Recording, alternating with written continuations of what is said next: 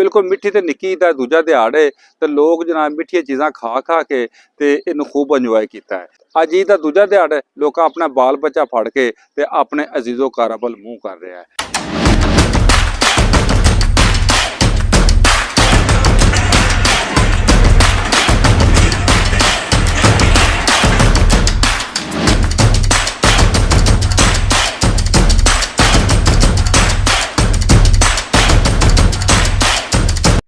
आज ईद का दूसरा दिन है, हमें भी चाहिए कि हमें अपने अजीज़ों अकरीबा उन सब को मिलना चाहिए और अपनी ईद की खुशियों को दुबारा करना चाहिए।